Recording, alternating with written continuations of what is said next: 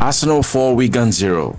This game was effectively over inside 27 minutes. Arsenal scored 4 goals before half an hour, and from that point on, it became a controlled professional exercise in game management. Let's break down the individual performances properly, from goalkeeper to defenders to midfielders and to the strikers. In goal was Kepa Arrizabalaga. He had a relatively quiet evening, especially in the first half, because Arsenal controlled the game so well. What stood out was his composure and possession.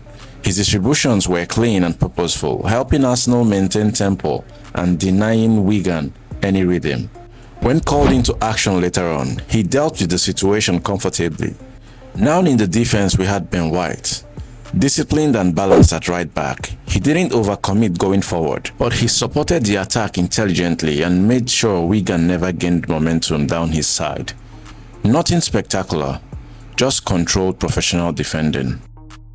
Then for William Saliba, composed as always, he dominated aerially, stepped forward confidently when needed, and looked completely untroubled when Wigan attempted to go direct. His presence alone brings security to the entire back line. Christian Mosquera, he kept things simple and efficient, no unnecessary risks, stayed compact, and did his defensive duties without drama. In a game like this, that's exactly what you want from a centre-back. For Lewis Kelly, it was a tough assignment for him. Mentally, he wasn't ready to start the match. He thought he was going to start from the bench, but he was called upon late due to an injury to Calafiori. He focused more on discipline rather than attacking impact. It was clearly a learning experience, but importantly, he didn't cost the team anything. It was a solid performance under these circumstances. Let's jump straight into the midfield. This is where the game was truly controlled. Christian Nørgaard, outstanding in his role. Over 100 touches, dictating tempo, constantly recycling possession. He also disrupted Wigan's counter before they developed. A real man of the match performance. Eberechi Eze was my own man of the match.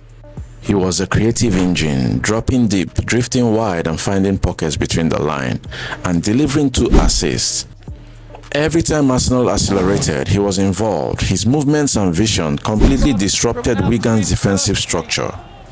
Another surprise of the night was Bukayo Saka, playing in the number 10 role, and that came as a surprise to everyone.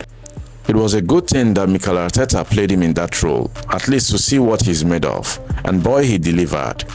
And we all know how good Bukayo Saka is when it comes to receiving ball under pressure, and let's see what happens going forward.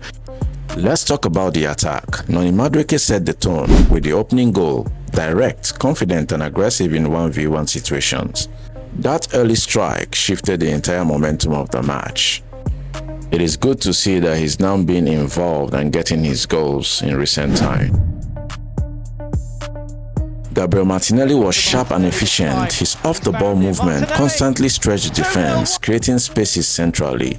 He took his goal calmly and played with real purpose. Gabriel Jesus, we all know how hardworking he is. He was relentless and his work rate was really high.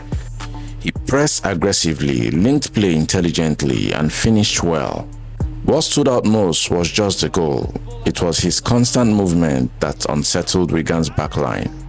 For the substitutes, let's talk about Victor Gyökeres. Added physical presence and energy when he came on. He nearly scored. He even hit the bar. Even though the intensity had dropped by that time, he still looked sharp.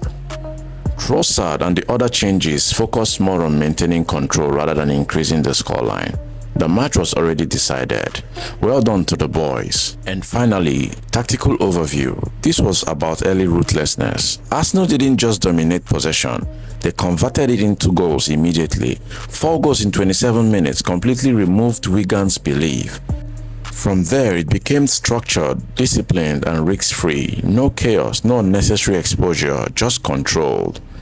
The team rotation didn't weaken the team. Players stepped in and delivered.